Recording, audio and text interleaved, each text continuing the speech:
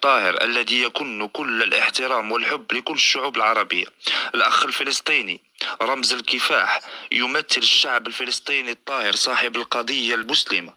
أخينا محمد التونسي يمثل الشعب التونسي، الشعب العريق. المقدم درغام يمثل الشعب السوري، الشعب المكافح. وجميع الإخوة اللي غيطلعوا معنا كلنا يد واحدة ضد من؟ اليوم غنكونوا يد واحدة ضد هادوك اللي كيفتحوا لايفات علينا أو على أي شخص. اليوم غادي نقولوا لهم ستوب. اليوم غادي نقولوا لهم بطريقتنا أن احنا متوحدين مهما فرقتونا، وأن احنا عارفين اللعبة ديالكم الأساسية فين باغا توصلنا. عموما باش ما نسترسلوش بزاف، ندوزو عند خونا فلسطيني مغربي ويشرح لنا بعدا اللعبة اللي كاينة حاليا في خلق الفتنة ما بين الشعب المغربي والشعب الفلسطيني، وأكيد هو يكون أدرى بهذه القصة هذه. تفضل أخي فلسطيني مغربي. مرحبا أخي محمد. نعود مجددا نقول السلام عليكم. لو سمحتم إذا بتسمحوا لي فقط أن أفتح الكاميرا لو سمحتم. أكيد أكيد أخي، أكيد.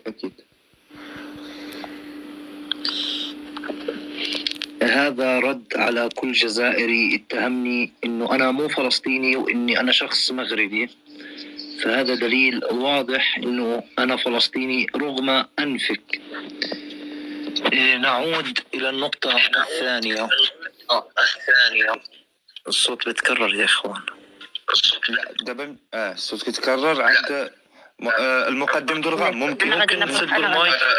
انا غناخذ المايك. لا بس الاخوه لو يسدوا المايك افضل. انا غناخذ المايكات واخا. تمام.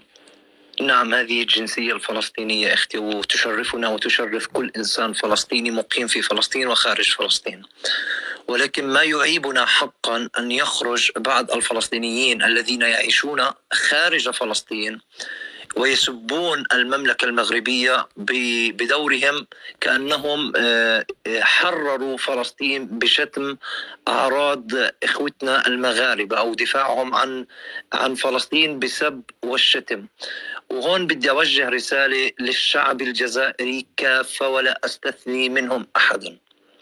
إذا كان الشعب الجزائري مع فلسطين ظالمة أو مظلومة، رغم أنه عندي مشكلة في هذا الشعار ولكن معلش سنقبلها، ولكن أنا لا أقبل أي جزائري يدافع عن فلسطين بتهجمه نحو المملكة المغربية الشريفة.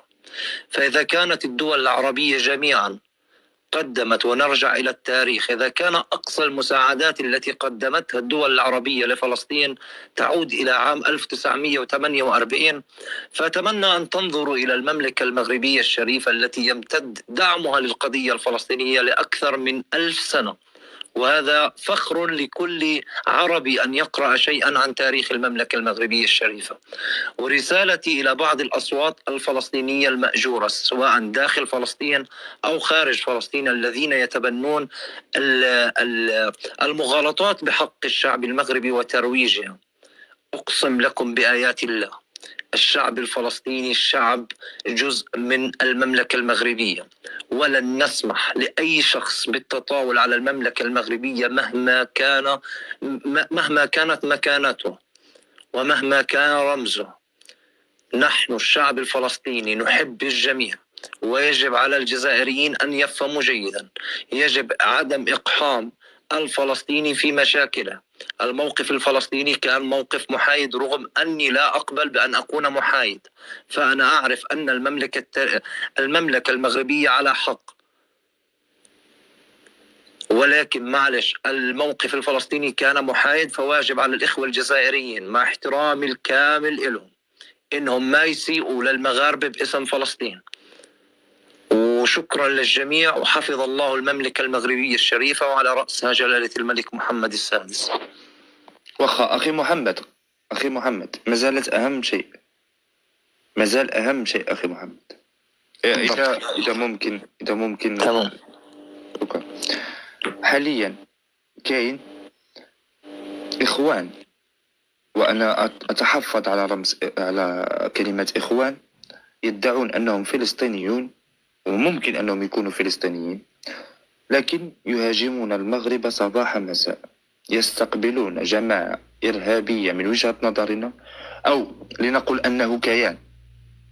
أليس من العيب والذل أن تكون فلسطيني وتحارب كيان، ومن جهة أخرى تدعم كيان ضد بلد مسلم؟ نعم، عيب وعار أن ندعم مجموعة من الإرهابيين، وأنا أصنفها من الإرهابيين وليست أصلا مجموعة عادية. فمن يقتل أخي المغربي هو لا يشرفني ولا يشرف أي شخص عربي. من يرفع السلاح في وجه أخي المغربي ليس بعربي، فالمغربي سني، والحمد لله أن من أدخل الإسلام إلى شمال إفريقيا هم المغاربة، وأنا لا أتحدث التاريخ من يتحدث عن المغاربة.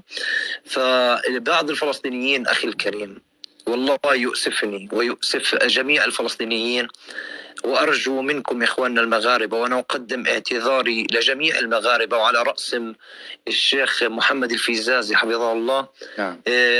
بعض الأصوات الفلسطينية اللي بتسيء وبرجع بقول إنها بتدعم أشياء هي مش ملمة فيها وهي مش عارفتها، ولكن هي يا أخي الكريم هي مأجورة، والإنسان المأجور ممكن يعمل أي شيء مقابل المال. فهذه الأصوات أتمنى منكم أنتم كعرب وعلى صعيد الخصوص إخوتنا المغاربة ألا تضموها بصوت فلسطين، ففلسطين بريئة من أعمالهم، وكل من يشتم المملكة المغربية لا يشرفنا نحن كأبناء فلسطين.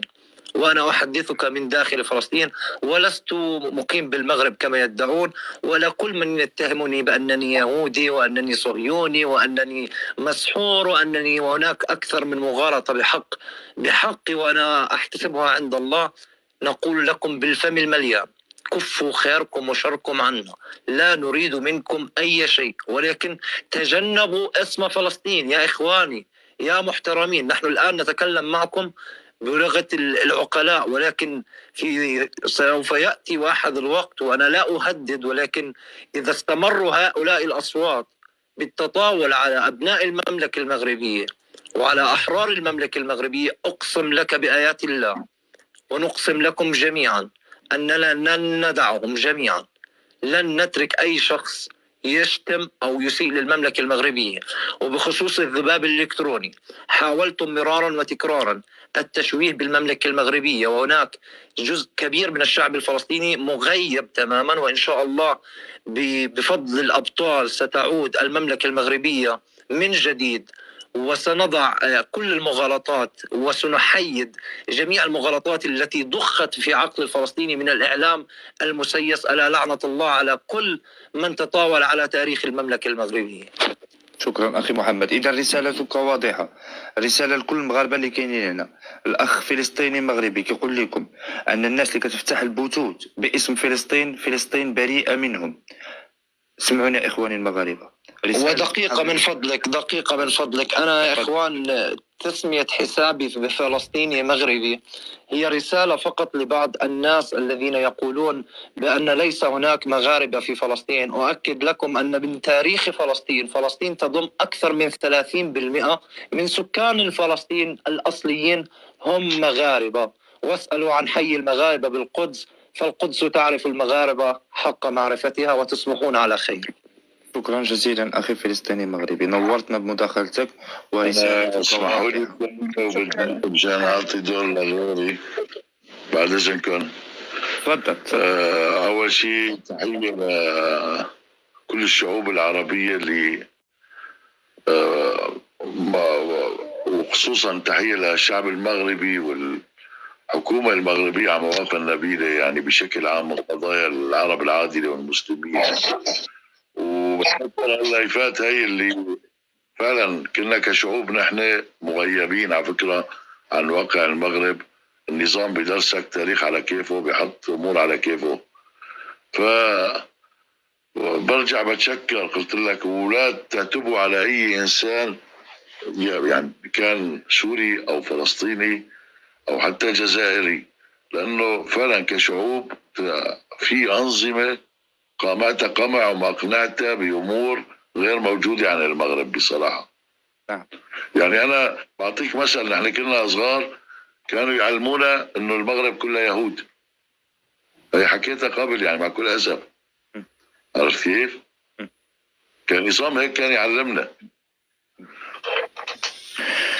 فما تحسبوا انتم، بالعكس انتم بلايفاتكم هي اليوم وسائل التواصل صارت عم تدوروا الناس.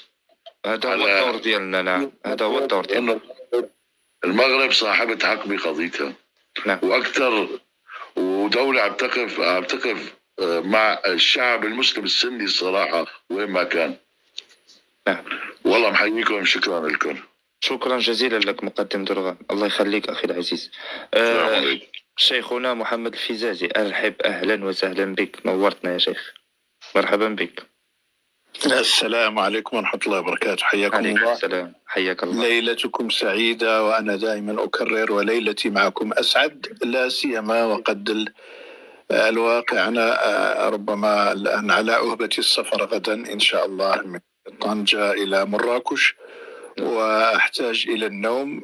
وقد من جهة أخرى تحدثت طويلا في الكثير من اللايفات عند بعض الإخوة الأفاضل وغير الأفاضل كذلك، ولكن عندما رأيت هذه الكوكب التي أعزها معزة خاصة فأجد نفسي محبوسا إلى مشدودا إلى المساهمة في كلمات عابرة.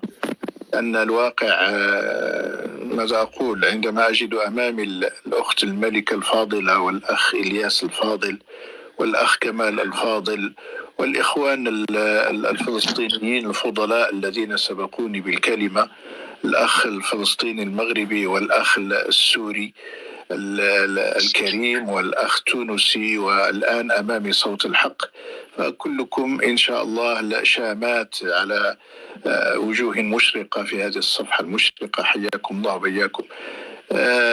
ليس لي الكثير مما أضيف، فقط أحببت أن أسجل لا أقول اعتراضي بخصوص النظام الجزائري، لأن دائما أقول كلمة نظام هذا من عنوان الحال، وإلا في الجزائر ليس فيها نظام، ليس فيها نظام، لأن النظام كلمة تعني أن الأمور وضعت بحكمة وأن الشيء وضع في موضعه، وهذا من باب النظام والتنظيم وإلى آخره. كما هو الشعر يقال عنه نظم، وما تضع المرأة في جيدها وفي عنقها من حبات اللؤلؤ أو العقيق يوضع بشكل جميل ومتناسق، فهذا أيضا يسمى نظما في لغة العرب. فالنظام يعني نقول تجاوزا ومن باب عنوان الحال. كما أكرر دائما الجزائر ليس فيها نظام، فيها فوضى، لأن الذي يقابل النظام هو الفوضى. فيها التسلط على الشعب الجزائري، تسلط على الشعب المسلم، فيها استعمال للآلة الحربية القاتلة لقتل الشعب المسلم كما تعلمون في العشرية السوداء، فيها كل فصول الإذلال والإهانة والمهانة التي مرغ الكبرنات أنف الشعب الجزائري أمام العدو المتغطرس الفرنسي السفاح، وهكذا. فإذا هذه ملاحظة بسيطة، لكن أقول هذا من باب عنوان الحال. فحتى إذا قابلنا وقلنا النظام المغربي والنظام الجزائري، ربما لا بأس من باب التغليب كما هو معلوم في الثقافة العربية الإسلامية، نعيش على الأسودين من باب التغليب أو العمرين وإلى آخره. فمن هذه الناحية لا بأس. أما المغرب فهو نظام حقيقة ضارب جذوره في تاريخ الزمن، قائم على مشروعية شرعية من الكتاب والسنة، تاريخا وواقعا ودستورا وقانونا وما إلى ذلك. لذلك لا تعجبوا إذا كانت هذه السهام المسمومة تتوجه إلى صدر ملك المغرب وتحاول تشويهه والطعن في عرضه وفي نسبه وفي إلى آخره. كل ذلك لا يجدي نفعا في واقع الحال. فالملك بالله أولا ثم بشعبه منتصر، وبالحق الذي هو عليه كذلك، وبالأخلاق الكريمة التي يتحلى بها. ولا يخفى عليكم يعني الحق تونسي. وش اسمح لي يا أخي شيخنا، وش هبط الأخ تونسي الأخ السوري؟ هبط. تفضل شوف واش معك المعداوي، ها هو معايا. واخا طلب جلست اخي السوري عافاك. تفضل شيخنا. طيب معذرة. فأقول بأن يعني المقارنة معيبة أصلا، لا مجال للمقارنة بين النظامين ولا بين الحاكمين ولا بين الملك محمد السادس حفظه الله وشفاه ونصره وبين رئيس جيء به على ظهر دبابة من قبل جنرال أبله. فعلى كل حال المقارنة معيبة ولا تصح ابتداء. حتى المقارنة بين الدولتين كدولتين لا تصح. شتان بين دولة يعني ضربت أطنابها في عمق التاريخ ودولة صنعها النصارى الصليبيون في سنة 1962. لا مجال للمقارنة، والمقارنة معيبة أصلا وابتداء. لو سمحتم لي في إضافة لأذكر بأن يعني أخلاق الدولة، انظروا إلى المملكة المغربية كيف ترد في وقت وجيز على الندوة الصحفي التي ألقاها الرئيس ماكرون، هذا الزنديق، هذا الفاسق. هو طبعا عندما أقول فاسق يعني بالمفهوم الغليظ، لأنه ليس بعد الكفر ذنب. هذا الفاسق الزنديق يعني أراد أن يلعب لعبته مع المملكة المغربية وأن يضحك على الصحفيين وعلى الشعب الفرنسي، وذكر بأنه العلاقة بين فرنسا والمغرب علاقة طيبة ومتينة وقوية، وأن علاقته الخاصة نفسها مع ملك البلاد علاقة محبة مودة وقوية، aimable et profonde. فهذا يعني تحدث على لاميتي بروفوند ولا ما نعرف شنو قال، شيء من هذا القبيل. فجاءه الرد سريعا من القصر الملكي بأن العلاقة بيننا وبينك لا هي عميقة ولا هي ودودة. يعني وتابعت أنا بعض المداخلات لبعض يعني الهامات والقامات الصحفي في فرنسا، وعبروا عن هذا الموقف المغربي بالصفعة التي تلقاها ماكرون من القصر الملكي، هكذا إن كلاك ولا إن جيفل، يعني بهذا يعني هؤلاء صحفيون كبار في السن وكبار في الخبرة، وكيف يعبرون عن هذا الموقف بالصفعة. معذرة. ثم بعد ذلك لا يخفى عليكم أيضا المهانة التي وقع فيها ماكرون، أظن في التوغو أو الكونغو، ممكن أن تصححوا لي.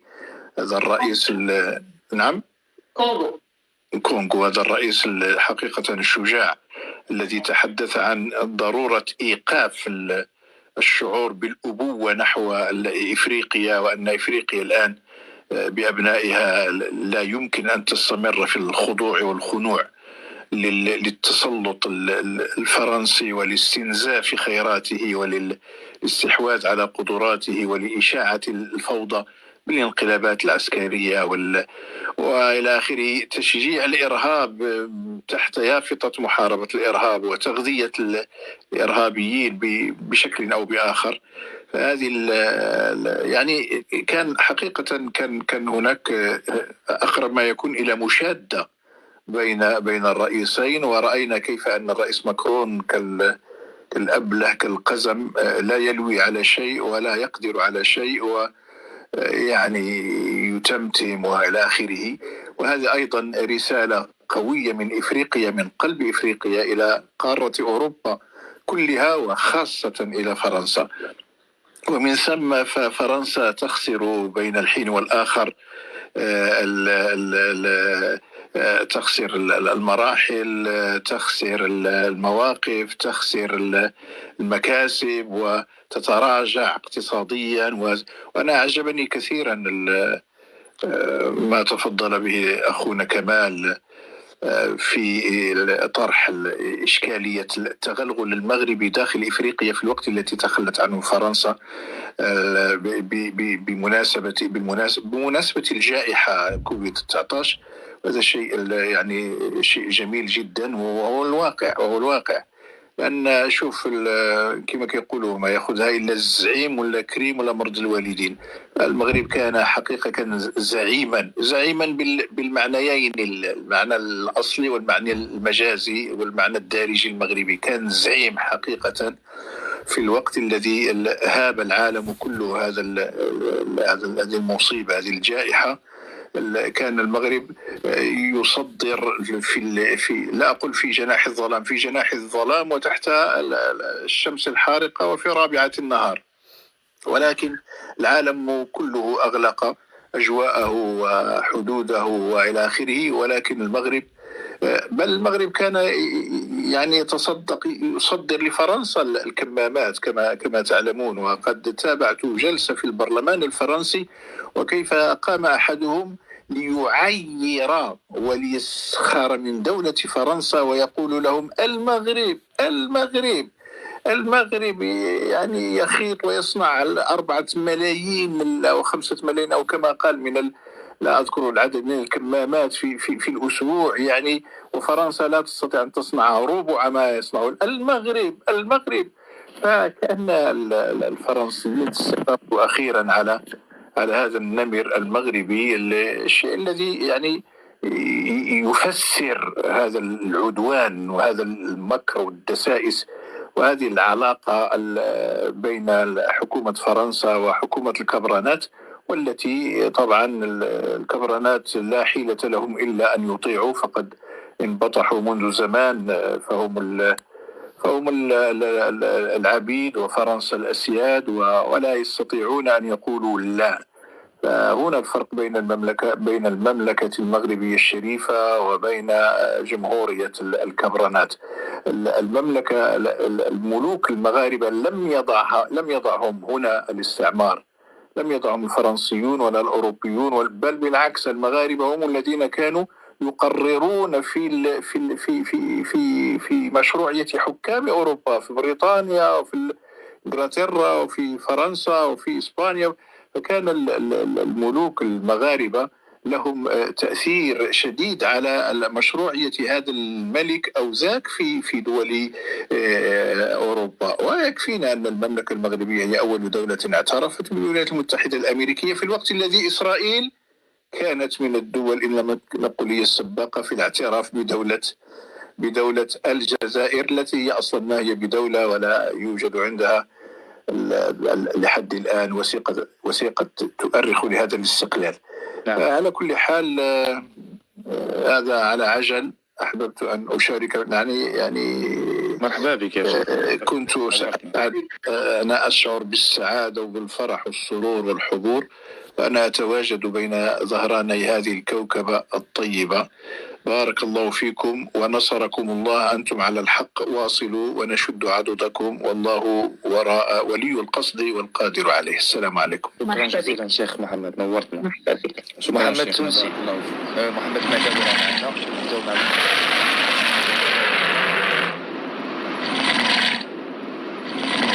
محمد تونسي. السلام عليكم. شكرا محمد. لهنا يخليك خويا. بارك الله فيك. شكرا بارك الله فيك. السلام عليكم الناس الكل. نعتذر إن تأخرنا عنك يا أخي، نعتذر. لا عادي أخي الكريم، أنا تكلمت الأول يعني ما فيها باس باش نستنى دوري في الكلام. عادي، أنا أبت وكلنا أخوة بإذن الله. أنا أولا سأتكلم أخي العزيز على ما فعله هذا النظام بالدولة التونسية. يعني أولا راح أتكلم إذا تسمحوا لي على قضيتنا اللي هي الصحراء الغربية التونسية، يعني التي تمتد من عنابة إلى باتنا إلى الطارف إلى جبل العاتر إلى واد سوف إلى تبسة. هذه كلها أراضي تونسية منهوبة نهبتها فرنسا وقدمتها إلى المقاطعة الثانية اللي هي هذه التي تسمى الجزائر، فهمتني؟ وكذلك نحب نوصل معلومة للناس الكل اللي هي قدم فيها قضية الحبيب بورقيبة إنذاك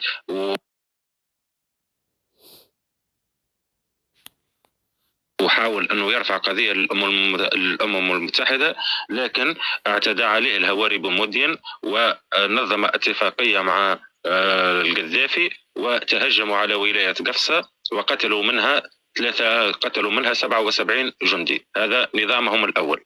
يعني لولا تدخل الملك رحمه الله محمد الحسن الثاني لكانت الكارثة أو العاقبة أوخر. فهمتني؟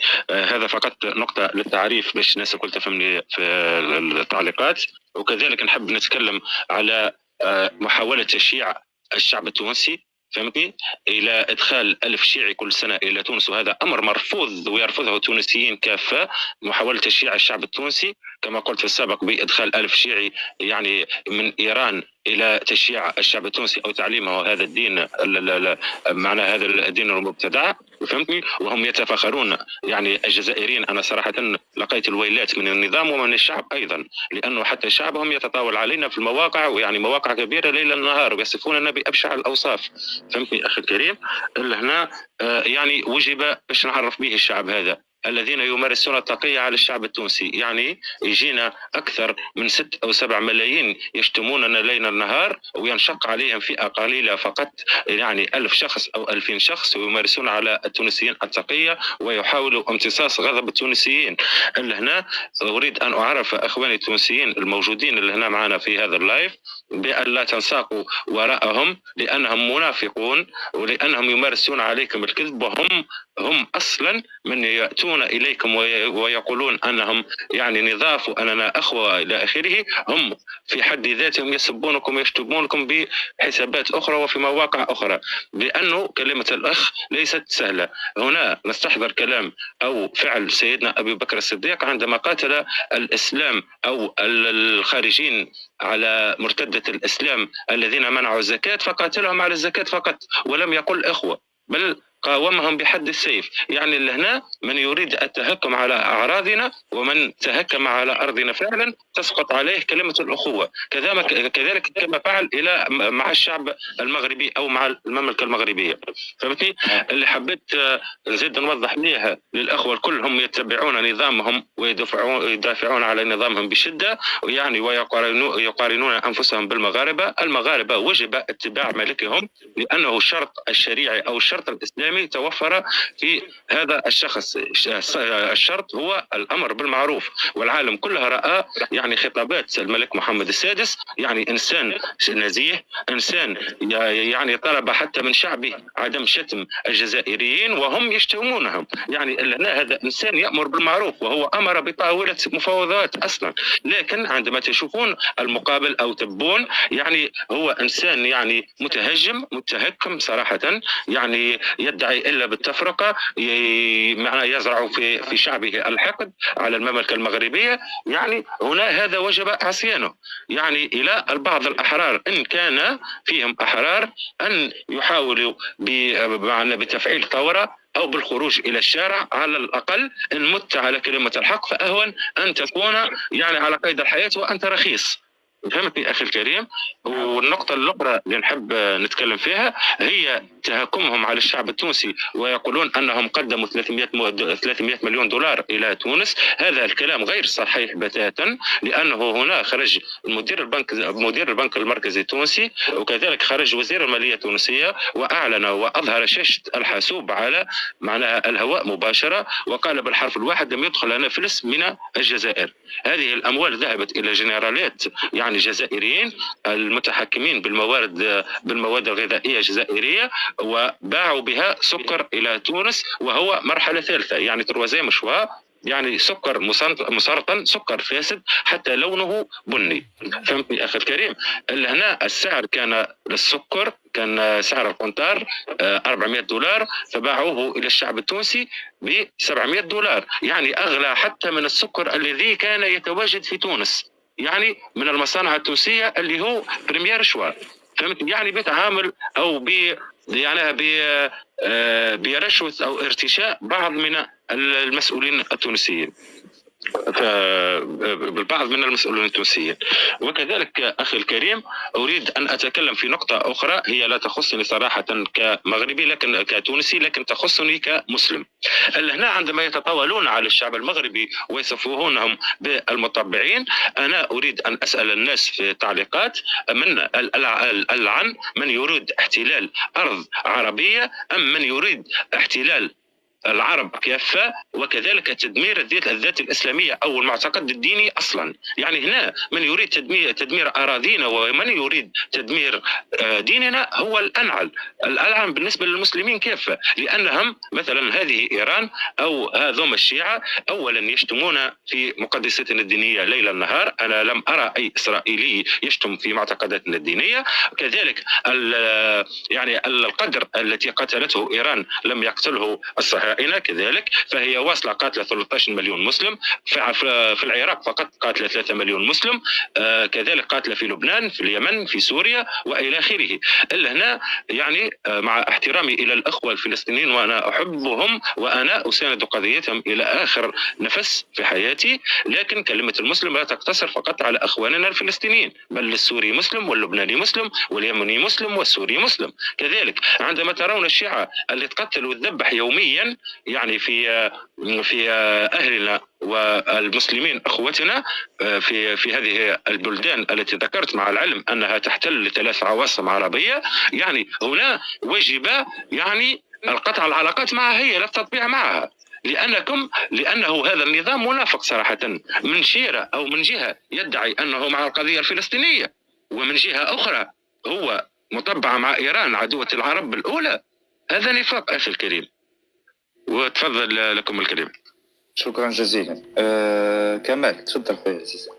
كيقولوا لك كاين شي واحد هنا سميتو أسمر من سوريا، إذا كاين طالب القسط ما ضربش قسط. نعم اطلب قسط يا أخي أسمر، اطلب قسط يا أخي أسمر، اطلب القسط واطلع معنا. هو اسمه أسمر بالإنجليزي اسمه أسمر. اوكي. ما عنديش. منين بديت؟ منين وقفت قبيله؟ فاش وقفت؟ قلت لكم هذا المغرب، هذه الدولة الجزائر، الدولة المغربية احترامي إلى كمال، السلام عليكم.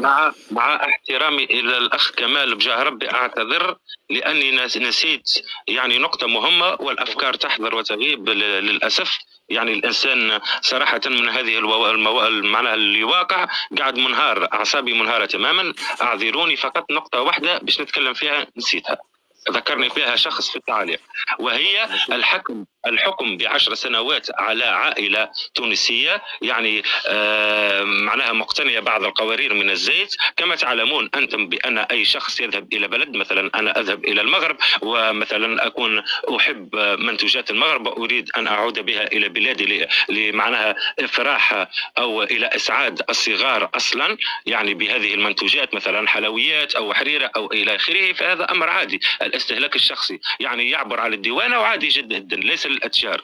يعني ما فعلوه أو الحكم الصادر في حق التونسيين الذين مسكوا في الجزائر حتى بعد دراسة القانون والمجلة الجنائيات لديهم هو حكم يعني ظالم إلى أبعد الحدود، لأنها القضية لم تتوفر تماما، لأنهم هم مسكوا في الأراضي الجزائرية أولا، وكذلك الحافلة الجزائرية ثانيا، وكذلك أخي الكريم هم يعني كل شخص ماسك إلى 3 أو 4 قارورات يعني استهلاك شخصي، يعني ليس بمهرب، وهم على قصد الذهاب إلى الديوان الجزائرية. يعني أين القضية هنا؟ يعني إن حاسبوهم على الاحتكار فهم ليسوا محتكرين، هذه نقطة. وأن حاسبوهم على اجتياز الحدود ومحاولة تهريب السلاح هم ليسوا مهربين، هم ذاهبين إلى الديوانة. يعني لم تكتمل القضية هنا أصلا، لا توجد قضية بتاتا.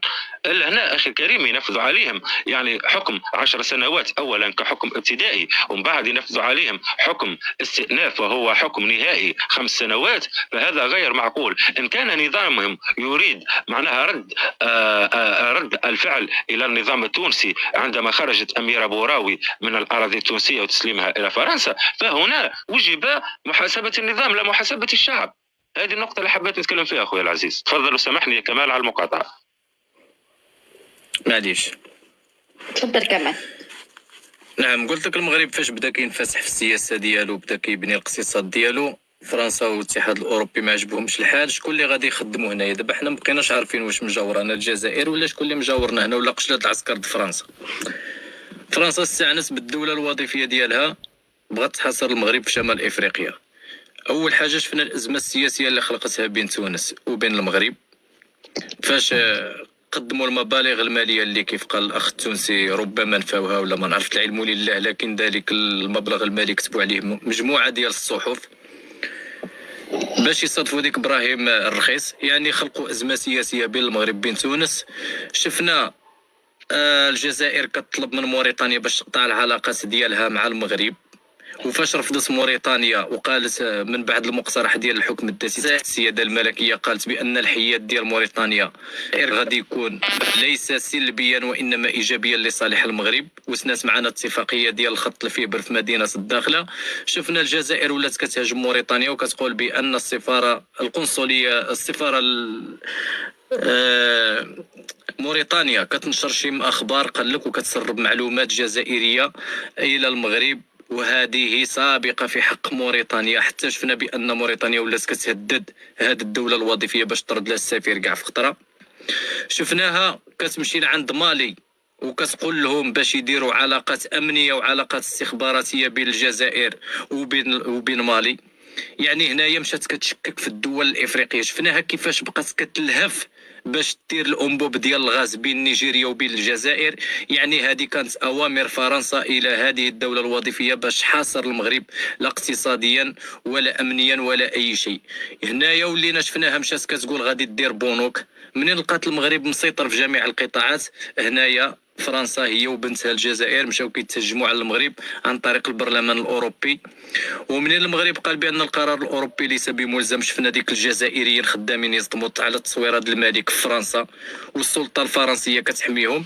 هنا كنقول واش حنا عندنا العداء مع فرنسا وانتم كتسبونا؟ علاش كتسبوا هذا الملك؟ علاش كتسبوا هذا الشعب؟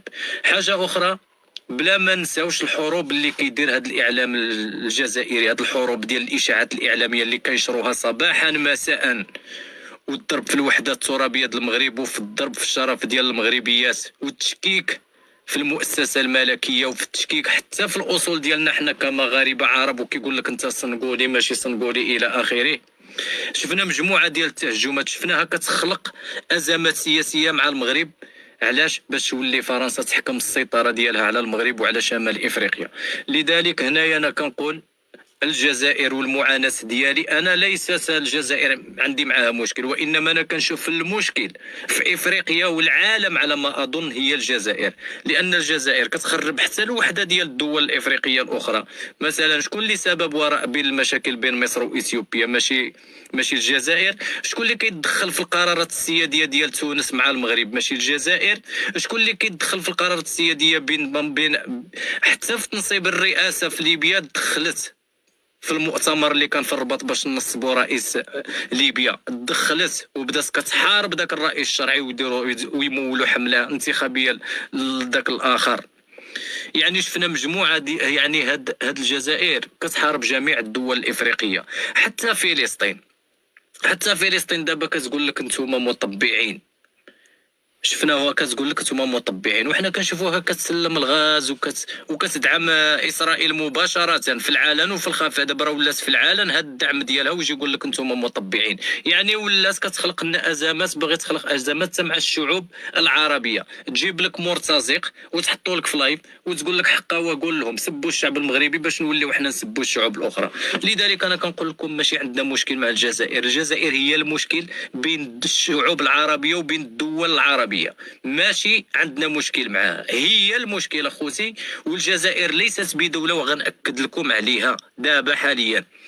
المغرب فاش جات فرنسا قالت له قطع العلاقات ديالك مع اسرائيل وغادي نوليو نديروا لك تطبيع تام بينك وبين الجزائر ونفتحوا الحدود.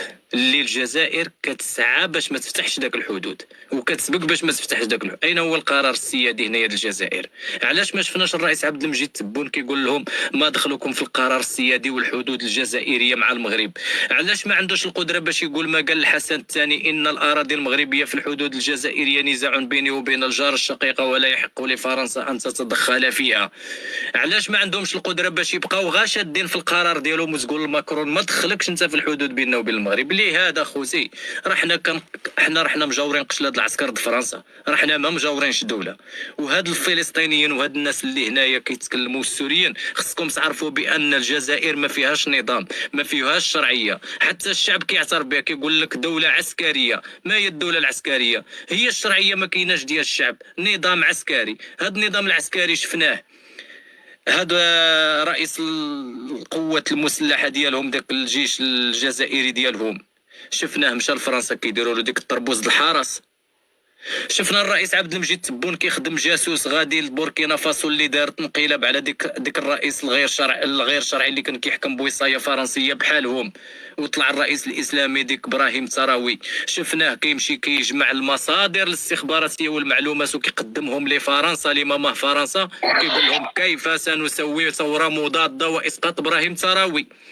يعني حنا راهنا خوتي ما كنتعاملوش. شفنا فرنسا جات كتهدد الامن القومي ديال المغرب وكتهدد الوحده المغربيه فاش مشات كتطلب من ايران باش تدخل الحرس الثوري يدعم المرتزقه ديال البوليزاريو في الاراضي الجزائريه.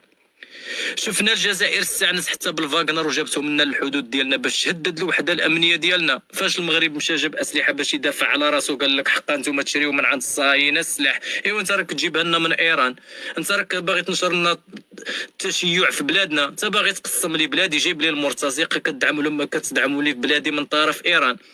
يعني هاد الشيء هاد الناس اخوتي، هاد الناس ما غتبقاش تجاوب، حنا اللي نطرحوا عليهم الاسئله وخصنا نعرفوا شي طريقه، خصنا نلقاو شي طريقه اخوتي ونخدموا عقولنا.